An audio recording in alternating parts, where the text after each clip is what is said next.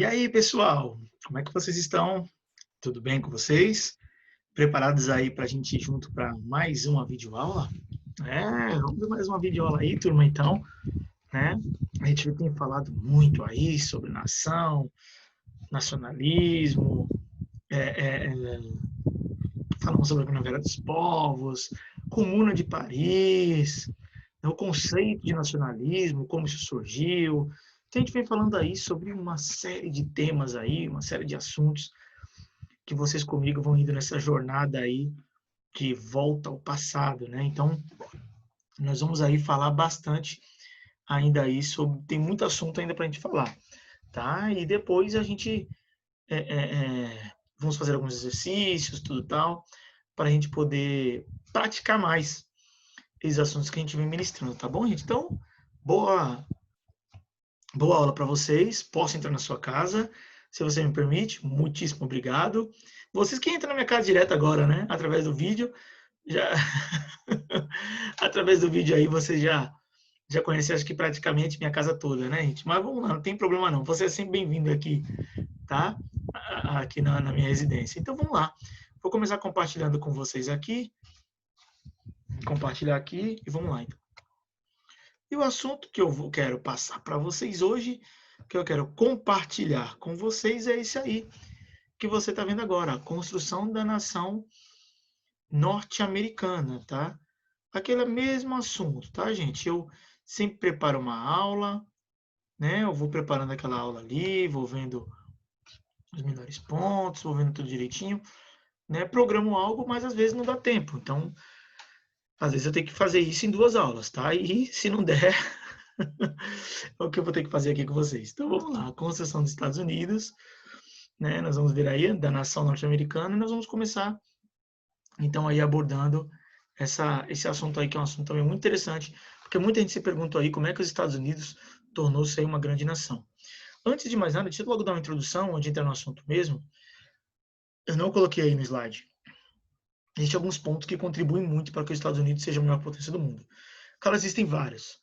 Eu gostaria de dar pelo menos 3 aqui, ou 4 pontos importantes, 3 pontos, aqui para vocês entenderem por que os Estados Unidos ele tornou-se essa grande potência. Vamos lá então. Primeiro, gente, vamos começar falando aqui. Primeiro, os Estados Unidos, no período da sua colonização,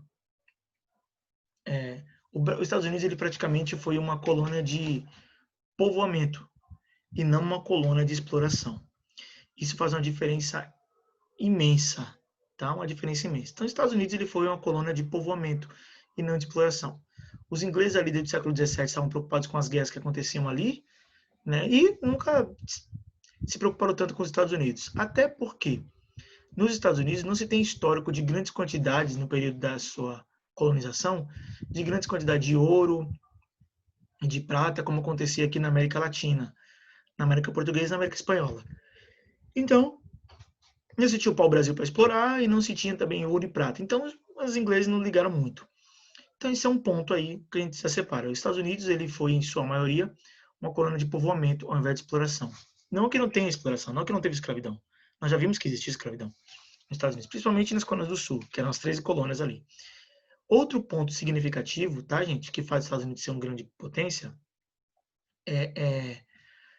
um dos fatores aí é que ele só faz fronteira com 2 países. Então fica muito mais fácil o controle. Ao norte, o Canadá, ao norte dos Estados Unidos, o Canadá, e ao sul dos Estados Unidos, o México. Tá bom? Então isso facilita muito, né? O controle dos Estados Unidos sobre outras nações ali, né? O controle para proteger sua nação, ou de invasão, alguma coisa. Um outro ponto também que contribui bastante é porque os Estados Unidos ele tem banhados por 2 oceanos, o Oceano Atlântico e o Oceano Pacífico, né? Então ele é banhado por 2 oceanos. Isso facilita muito, né? Muito mesmo aí a negociação comercial aí dos navios, enfim, qualquer negociação. Então isso facilita bastante. Eu posso citar um outro ponto também. O clima também dos Estados Unidos é muito propício a vários tipos de produtos agrícolas, né? Quarto ponto. Quinto ponto, a gente pode falar que depois o assunto também Primeira Guerra Mundial, que nós vamos estudar isso ano que vem, tá bom? Porque enquanto as potências europeias elas estavam praticamente destruídas por conta da guerra, os Estados Unidos eles estavam ajudando as potências aliadas ali com armas, médicos, enfim. Depois, quando no finalzinho de 1917 é o ano que ele entra na guerra. Enquanto as outras nações estavam destruídas, os Estados Unidos ele conseguiu e diga-se de passagem que também que a entrada dos Estados Unidos ao lado dos países aliados ajudou muito, ajudou demais os Estados a, a, a tríplice aliança a perder. A entrada dos Estados Unidos ao lado da tríplice entente ajudou muito, né? Então ele ganhou o bônus e não sofreu o ônus da guerra. Então, para vocês terem uma ideia aí, no período entre guerras ali, entre 1918 e 1945, antes da crise de 1929, os Estados Unidos ele tinha 46% de toda a produção industrial do planeta. Tá bom? Então, isso fez com que os Estados Unidos crescesse muito. Foram vários fatores que contribuíram. Isso, claro, não tira o mérito da competência dos estadunidenses, dos seus governos, a levarem a sério a política. Tá? Isso não tira o mérito deles, não tira, de jeito nenhum. Em contrapartida, também tem fenômenos, catástrofes naturais, de furacões, coisa que nós não temos aqui. É claro que também nós não podemos negar, não foi só isso. Eu disse no início que foram vários pontos. E um dos pontos importantes também foram esses que eu acabei de citar, além da competência do governo. Isso eu não posso deixar de falar, tá bom? Para deixar, só foi por causa disso, não sei o que. Não, não. Né? Então, lá tem catástrofes naturais, né? Terremotos, vulcões, tufões, uma série de coisas lá que aqui também nós não temos. Mas existe ali uma competência ali do... Deixa eu só levantar isso aqui, que é a minha toalhinha aqui, que eu deixo, o notebook tá caindo, tá bom? Então vamos lá, eu tinha que dar essa introdução, é uma introdução que eu não posso deixar de passar para vocês, de forma nenhuma. Então vamos lá, então. Vamos entender aqui. Então, veja bem, nacionalismo e protecionismo. Eu coloquei aqui, gente, para vocês que as guerras, né, passaram a alimentar o sentimento patriótico ao final do século XVIII, né? A gente sabe que a independência dos Estados Unidos foi no dia 4 de julho de 1776. Lembrando-se, gente, aquela coisa, né? Pretendo dividir essa aula em duas partes. Essa dá para fazer em duas. Tá? Tem aulas que não tem como, não. Essa aqui eu vou fazer em duas, mas tem aulas que não tem como. Então, ou seja, o sentimento patriótico, né? Eles estavam lutando ali por uma libertação, estavam lutando ali por se libertar dos ingleses, e essas guerras, aí, essa dominação, estão sendo dominados por um país estrangeiro, e isso tudo alimentava muito aí um sentimento de nacionalismo dentro dos Estados Unidos, tá? Então, a partir do século XVIII, né, um sentimento de pátria ali começa ali a florescer, tá? Nos Estados Unidos ali, e muito, tá? Então, eles começam agora a se preocupar mais com com o próprio país, tá bom? Então, informar uma nação. Eles tiveram essa preocupação, tá? Não que aqui no Brasil não teve, tá, gente? Aqui no Brasil teve também, mas a visão era diferente. Então, em 1809, os Estados Unidos decretou a lei de proibição do comércio, que impedia relações dos comerciantes, né, relações comerciais dos seus comerciantes com a Inglaterra e França, né, durante o tempo, para poder fortalecer o seu mercado interno colonial. Então, é o colonial, desculpa, o seu mercado interno. Tá? Então, é o que ele começa a proteger o seu mercado interno. Tá? Então, ele começa a não deixar com que os produtos estrangeiros entrem aí à torta e à direita e fragmentando e fragilizando o mercado interno. Então, eles tiveram essa preocupação aí. Vamos lá, então. Aí, gente, existe chamado a expressão destino manifesto. Na verdade, essa expressão destino manifesto, ela justificava aí, como eu coloquei para vocês estão vendo aí no slide, ela justificava, ao longo do século XIX, o expansionismo norte-americano. Eles acreditavam aí que era uma nação escolhida por Deus, começava a colocar isso na mente das pessoas, que era uma nação escolhida por Deus. E a ideia de ser uma sociedade estadunidense seria Deus teria escolhido, né, os Estados Unidos para poder expandir o seu domínio ali, expandir seu território. Então começa a chamada a longa marcha para o oeste, o destino manifesto, né? Então, ou seja, eles teriam que conquistar esses novos territórios aí, que ficava ali a leste das 13 colônias, que nós sabemos muito bem que a independência dos Estados Unidos, dia 4 de julho de 1776, eram somente as 13 colônias que ficavam ali a leste do Oceano Atlântico, né, na parte leste ali dos Estados Unidos ali, e eles teriam que marchar para o oeste, né, para poder dominar os outros territórios, como a Louisiana, né, que eu já falei para vocês sobre a guerra contra a Louisiana, ali, dominar outras regiões ali, tá bom? Então vamos lá. Aí é uma imagem bem bacana, que eu já dei aula com essa imagem atrás de mim algumas vezes. Então veja, em 1830, a compra do território da Louisiana, que pertencia à França, praticamente duplicou o tamanho do país. Vou mostrar aqui o mapa já já. Em 1819, a Flórida foi comprada da Espanha, junto com territórios na região do Golfo do México. Aqui a gente vê, né, a região aqui da Flórida, né? A gente vê aqui a Louisiana, que praticamente duplicou o seu país, porque a gente viu que eles eram 13 colônias aqui, como eu disse para vocês. Depois eles foram marchando para o oeste, né, dominando terras aí que eram dos indígenas, expandido aí para o oeste, aqui a leste e oeste, indo aí para o oeste. E depois, contra a guerra contra a França, ele compra aí, ganha parte dos territórios, e outras partes ele compra aí da França, território da Louisiana, que praticamente ali duplicou o tamanho do seu país. Então, os Estados Unidos ele acabou crescendo bastante ali, né, somente com a Louisiana, né? Duplicou o tamanho do país. Então, a gente vê aí como os Estados Unidos ele foi conquistando esses territórios. Faltava mais territórios ainda para poder, aquilo que eu falei para vocês anteriormente, aqui, ó. Aqui o Oceano Atlântico, aqui o Pacífico, tá? E aqui o Pacífico. Então, vamos ver aqui como aconteceu o processo. Vamos lá, então. Então, em 1833, os norte-americanos que viviam no Texas declararam a independência, fundando a República do Texas. Em 1845, o Texas foi incorporado aos Estados Unidos. Então, ali, essa região do Texas que pertencia ao México, os americanos que viviam ali acabaram colocando declarando-se ali independentes ali do México.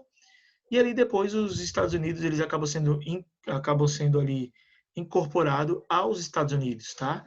Acabam sendo incorporados ali aos Estados Unidos. Então, aí ele já vai dominando os territórios aí. Aqui a gente vê ali também, olha aqui, ó, a região do Texas aqui já tinha ali nos Estados Unidos em 1783, né, dominando regiões indígenas, expandindo-se para o oeste, comprando regiões da Espanha aqui, que foi a Flórida, e depois a gente vê aqui desse lado a Louisiana, né, comprou da França e parte também eles já tinham ganho ali, e depois essa região do Texas ali, parte desses territórios ali, como eu disse, eles se declararam ali independentes, né, fundaram aqui como eu coloquei, ó, aqui, ó, cadê aqui? A região do Texas foi, então, em 1876, norte-americanos que viram no Texas declararam independência, fundando a República dos Texas, livrando-se aí do México, né? Então, os Estados Unidos depois eles vão e alcançam e eles são incorporados ali ao governo estadunidense. Então, ou seja, a medida provocou uma guerra entre Estados Unidos e o México, ou seja, a anexação ao reconhecimento do Texas ali, que os norte-americanos eles se declararam ali estadunidenses agora, né, que não tinha esse conceito ainda estadunidense, obviamente, acabou tendo uma guerra entre Estados Unidos e o México, que o México derrotado cedeu os atuais estados de Nevada, Utah, Arizona e Califórnia, parte do Novo México, do Colorado e de Wyoming, né? Como é que se chama, né? Eu tenho dificuldade de falar isso. Wyoming. Então, aqui ele acaba perdendo, ó, territórios anexados do México em 1848, né? Terras conquistadas do México em 1845, que foi como falei ali, e depois em 1848 anexados com essa guerra aí do México. Então você pode ver que o México ele perdeu ali grande parte do seu território, né? O México não era só aquilo não. Então o México acabou perdendo aí grande parte do seu território. Foi prejudicadíssimo aí com os Estados Unidos, né? No século XIX. Aqui, então vamos lá. A aquisição desses territórios tinha por objetivo facilitar o trânsito de mercadorias entre os Estados Unidos e o Caribe, as ilhas ali do Caribe, né? A região do Texas já era cobiçada pelos Estados Unidos desde a independência do México, tá? Então, os Estados Unidos já tinha interesse na região do Texas há muito tempo, desde a sua independência ali. Vamos lá que é mais informativo mesmo, né? muito mais um slide informativo. Aqui a gente vê, gente, as caravanas aí que iam dominando essas áreas aí. Na verdade, a gente foi bem diferente aí do Brasil, tá? O que acontece aqui nos Estados Unidos, isso aqui eu tenho que falar, não pode deixar de falar. O que acontece nos Estados Unidos é o seguinte: aquelas pessoas que iam para o oeste, marchavam para o oeste, que eram grupos de famílias, né? Não só de famílias, mas outros grupos que iam com essas caravanas aí, né? Por isso que tem tantos aqueles filmes chamados Velho Oeste, com essas caravanas que a gente vê aí. Então, essa marcha para o oeste, eles podiam, quando eles dominavam algumas regiões ali, eles podiam tomar posse daquela área ali, tá? Era um incentivo que os Estados Unidos ele dava para o cidadão norte-americano ou estadunidense, como nós chamamos hoje, embora nunca deixaram de ser estadunidenses. Era o incentivo que eles tinham, eles iam dominando, eles iam marchando para o oeste, né, e iam ficando com essa parte, tá? Então, olha lá, o Homestead Act de 1862, Lei da Propriedade Rural, que garantiu a posse da terra a quem nela produzisse por 5 anos consecutivos, contribuiu para motivar a imigração de europeus. Deixa eu só colocar aqui.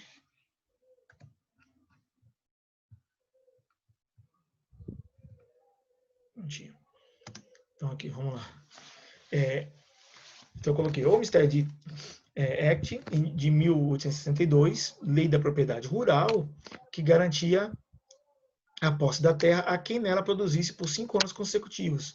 Contribuiu para motivar a imigração de europeus para os Estados Unidos. Ou seja, o governo estadunidense ele fez um atrativo para que as pessoas elas pudessem ir aí marchar, vir para os Estados Unidos. Vindo para os Estados Unidos, né, então eles tinham essa garantia que se eles dominassem alguma terra, a partir do século XIX, ali eles pudessem ali, na segunda metade do século XIX, eles podiam ter a posse dessa terra. Então isso incentivou muitos europeus a irem para lá. Um pouco mais diferente, embora no Brasil também existia o chamado Tratado de Tordesilhas, né, que isso foi ainda no ano de 1494, né, aí veio a capitanias hereditárias ali, 15 faz-terras no Brasil, onde o capitão donatário ele tinha suas ocupações, né, que vocês estudaram isso daí, a cismaria, distribuição de cismarias aqui, gente, já foi bem no século XIX. No Brasil ainda teve a lei de terras, que foi em 1850, né? Teve a lei de terras que foi em 1850. Aqui existia um incentivo muito grande para aqueles que viessem para cá. Inclusive, gente, no Brasil, aqui no século XIX, né? No século XIX, quando começaram os imigrantes a vir aqui, era chamada parceria de endividamento. Não tinha motivação nenhuma do europeu vir para cá, vinha com uma expectativa e acabava frustrando com outra. Eu não estou dizendo que aqui nos Estados Unidos também não teve frustração dos europeus. Claro que teve, lógico que teve exploração, óbvio, né? Não pode deixar de falar que foi tudo mil maravilhas. Mas pelo menos existia um certo incentivo, né, para que eles pudessem ter a posse da terra, né, garantir a posse da terra, de que ela produzisse por 5 anos consecutivos. Se a terra que era uma terra que não era produzida, acabava aí, era um incentivo, ganhava o Estado, ganhava os Estados Unidos e ganhava aquele que produzisse ali nessas terras. Então isso tudo ajudou bastante. Por isso que muitos imigrantes europeus foram para os Estados Unidos. Vieram para o Brasil também? Sim, claro que sim. Vieram para toda a América, né? Mas para os Estados Unidos foram mais, que existia mais um incentivo e também o clima, né, que era bem melhor. E a fama do Brasil também de explorar o imigrante estava muito grande. Principalmente quando estava acabando a escravidão. Então vamos lá. Aqui eu coloquei essas duas imagens aqui, que são nativos estadunidenses, né? Que ainda são atores ali. São 2 atores do filme chamado Dança com Lobos, tá bom? Que eu acabei colocando aí. Então vamos lá. As relações com os povos indígenas. Gente, veja bem, esses imigrantes que vinham para os Estados Unidos, existiam muitas divergências aí entre eles e os indígenas que lá habitavam, tá? Então, acabou aí esses povos aí estadunidenses acabaram praticamente sendo dizimados aí. Quando a gente vê aquele filme do mocinho, do Velho Oeste, meu pai que imita legal, aqueles caras falando meio mal-humorado, vamos lá, rapazes, o que vocês estão pensando? Aquele filme de Bang Bang, tinha até um jogo de videogame, que na época de vocês não, que eu jogava muito, chamava-se Sunset Riders, que eram ali quatro pistoleiros ali, né, que ia pegar bandidos ali no Velho Oeste. Por isso que tem esse nome do Velho Oeste. Então, essas caravanas que a gente viu aqui, ó, deixa eu mostrar para vocês. Vou voltar. Essas caravanas aqui que a gente viu, pronto, tem muito nos filmes do Velho Oeste, tá? Ou seja, onde a gente vê sempre o índio como vilão e aqueles que tinham a posse, aqueles europeus que acabaram morando nos Estados Unidos, ou aqueles que não eram nativos estadunidenses, sempre como mocinhos, o que na verdade não foi bem assim não. Né? Praticamente os indígenas eles foram quase extintos ali. Tem os Apaches, tinha os Apaches, os Yankees, e aí são dois atores aí, né, que fizeram o filme Dança com Lobos, que fala um pouco dessa dominação aí. Então, ou seja, gente, quando esses grupos de pessoas eles marchavam para o oeste, para poder tomar posse dessas terras, colocar suas famílias, acabaram tendo grandes problemas com os indígenas, tá? Muito problema porque os indígenas eles se consideravam os donos das terras, o que de fato eles eram, tá? O que de fato eram eles que protegiam aquelas terras, enfim. Então, ou seja, eles iam em busca de uma vida melhor, incentivo, e acabavam indo para lá. Aquela coisa, né, gente? Lembrando também que quem está numa boa na sua casa descansando, ele não vai querer sair da sua casa numa boa, numa casa descansando, para ir se aventurar no local onde existe perigos sempre ali, praticamente todos os dias, ou quase todas as horas ali, principalmente com os nativos.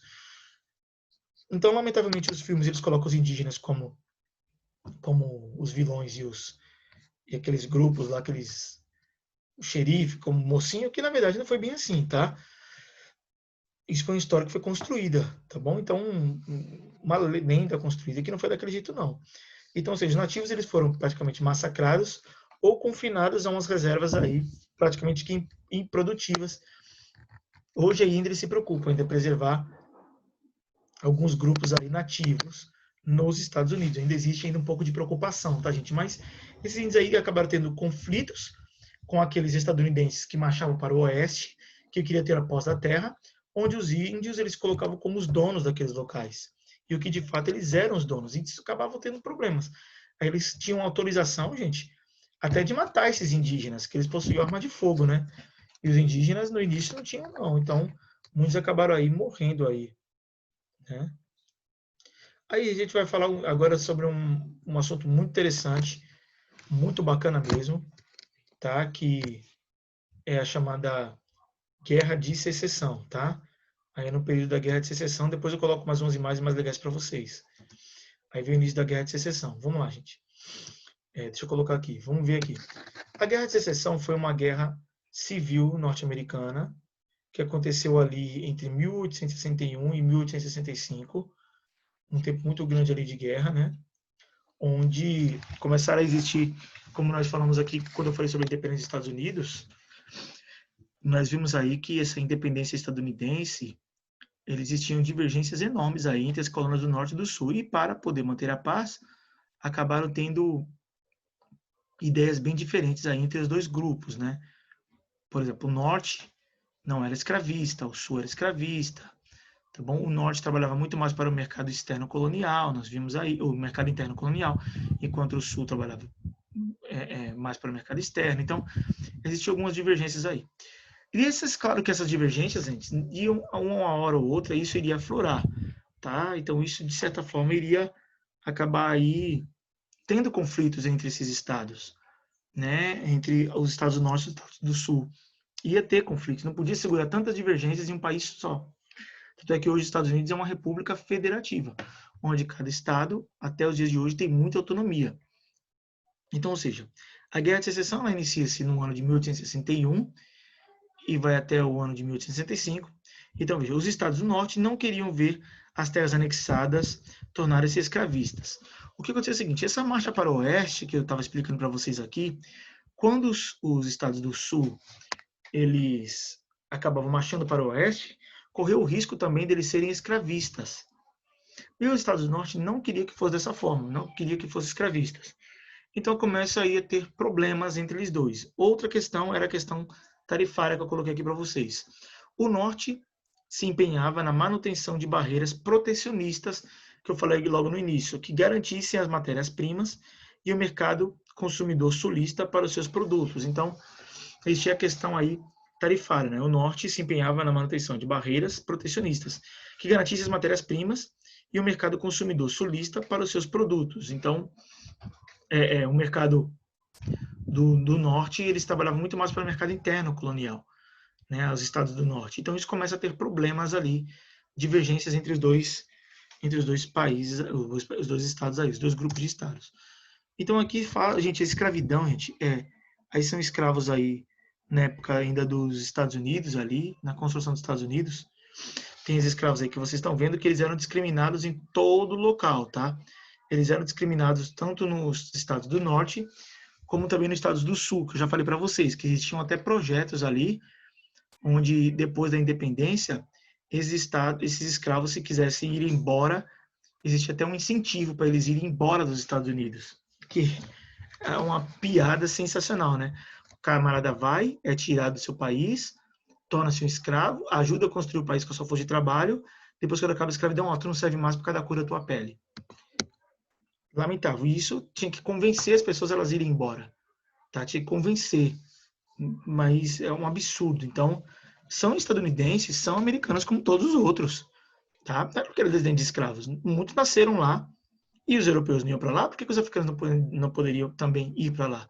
Então, eram norte-americanos, era o país deles agora. Estavam vivendo lá, então deveriam ter o tratamento digno como qualquer um outro cidadão. Qualquer um outro, por que não? O que a cor da pele influencia? Meu Deus do céu, não se influencia nada. Não tem nada a ver. A cor da pele influencia o quê? Porque o camarada, um é branco, outro é negro, um é amarelo, outro é mestiço, isso não tem nada a ver. Não é verdade, minha gente? Não tem nada a ver, não. Ninguém é mais capaz ou menos capaz por causa da cor da pele. Sim, por causa da sua competência, seu esforço, independente de cor de pele. Pelo amor de Deus.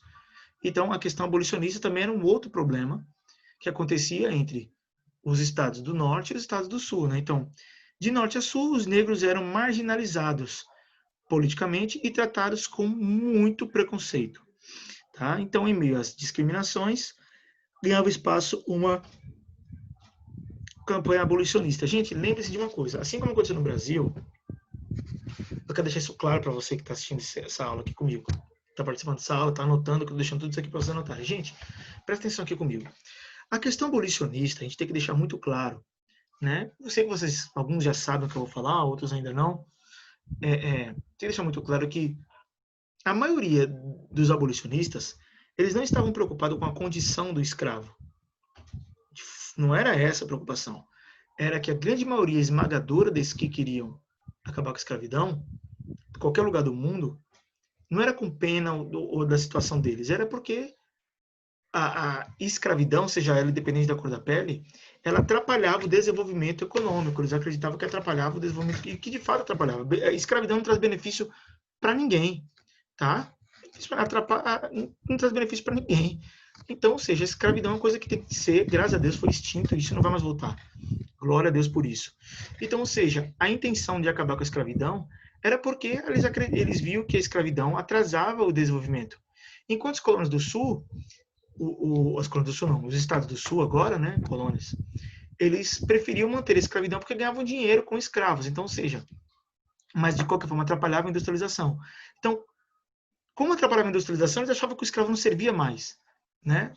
Porque enquanto tem escravo, você não vai ter uma mão de obra consumidora, porque o escravo não recebe dinheiro, a não ser aqui no Brasil, que tem o escravo de ganho, que é um trocadinho, uma mixaria, somente para quase nada. Então, ou seja, tinha essa ideia de acabar com a escravidão, não porque porque tinham pena deles, por questões humanas, que deve ser o objetivo. A campanha abolicionista era simplesmente acreditar que os escravos a escravidão atrapalhava o desenvolvimento tecnológico, o desenvolvimento econômico de um país, porque o escravo não ganha dinheiro, então ele não tem poder de compra. Enquanto tiver escravos fazendo serviço de máquinas, e aqueles que estão ganhando dinheiro com escravos, ao invés das máquinas, vão se beneficiar e vão lutar sempre para isso jamais acabar. Então, isso era um dos problemas que acontecia nos Estados Unidos, tá? Era um dos problemas, era uma das divergências. Os estados do Sul queriam manter a escravidão e os do Norte não. Então, o outro ponto era abolicionista, ou campanha abolicionista. Aí começa a ganhar força esse camarada aí chamado Abraham Lincoln. Deixa eu colocar minha foto aqui.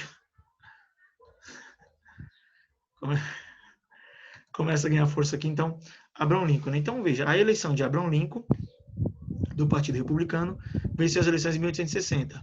Ele era um abolicionista, tá, gente? Como ele era um abolicionista, os... Como é que se chama? Os estados do Sul não ficaram nada satisfeitos, porque eles sabiam, então, que a escravidão já estaria com Abraham Lincoln declarado aí como abolicionista, e eles agora tinham um presidente que era abolicionista. Os estados do Sul sabiam que se continuasse unido, os Estados Unidos fosse realmente unido, as eleições estariam ali com os dias contados. Então, ou seja, uma eleição dele atrapalhou muito os negócios da escravidão nas colônias do Sul. Então, ou seja, a Carolina do Sul saiu da União antes de Lincoln tomar posse. Pouco depois, outros estados... Então, esse aqui, desculpa, tá, gente? É só um erro de digitação, tá? Pelo amor de Deus, pessoal. Deixa eu só trazer isso para cá. Deixa eu diminuir só um pouquinho aqui. Ok, para ficar bonitinho para você entender. Senão você acaba não entendendo. Fica um negócio feioso aí. Não dá, né, gente? Ok? Então aí, outros acabaram também saindo. Vou colocar aqui então. Aqui eram os exércitos que brigaram, tá, gente? Aqueles que lutaram aí. Pronto, olha lá. Aqui eu coloquei um mapa para vocês entenderem aí, mais ou menos como foi. Bom, gente, eu sou daltônico. A gente vê aqui, mas azul e vermelho aqui, né? Azul e vermelho aqui. Pronto, então vamos lá. Aí já coloquei bem destacado aí para você. Coloquei não, né? Peguei na internet. Então, vamos lá. Os representantes desses estados formaram os Estados Confederados da América. Então, ou seja, os Estados Confederados eram aqueles que queriam manter a escravidão, que era contra a posse de Abraham Lincoln. Né? Então, Carolina do Sul, Carolina do Norte, a Flórida, o Alabama, Mississippi, Louisiana, Tennessee, Virgínia, Arkansas, Texas e Geórgia. Esses mantinham a escravidão. Esses aí, eles eram aí a favor da escravidão, tá? Esses grupos aí. Em contrapartida,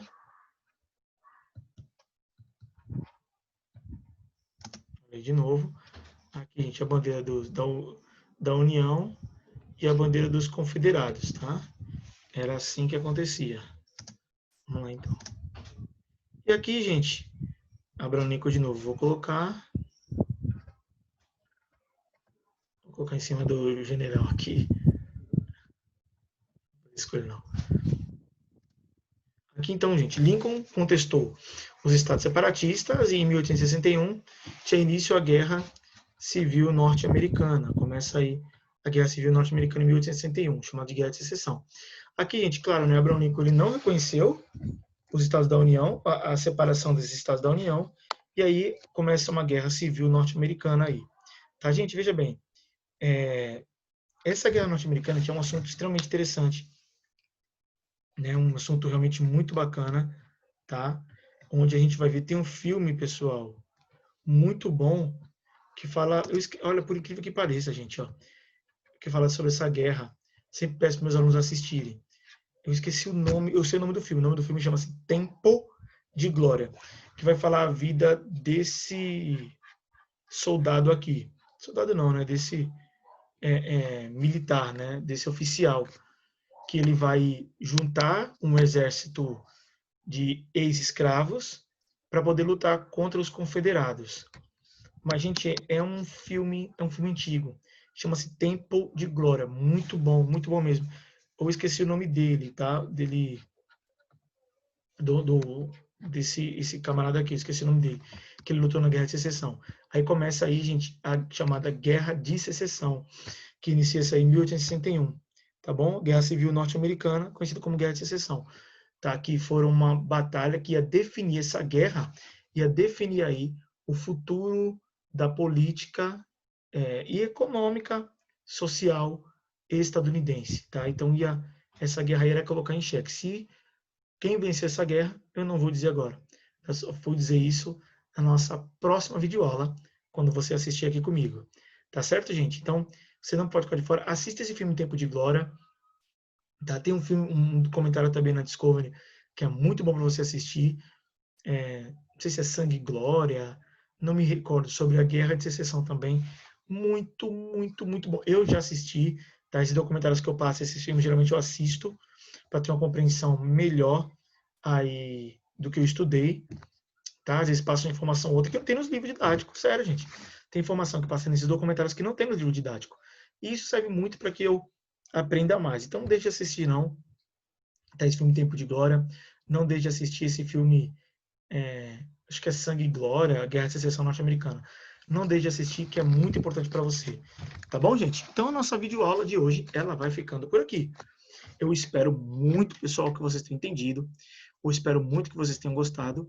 E nós nos encontraremos mais uma vez na nossa próxima videoaula, tá certo? Obrigado pela atenção de vocês. Espero que vocês tenham anotado. Espero que vocês tenham entendido. Espero que vocês tenham gostado. Fiquem com Deus e até a próxima videoaula. Fica de fora não. Vamos aprender junto. Tchau!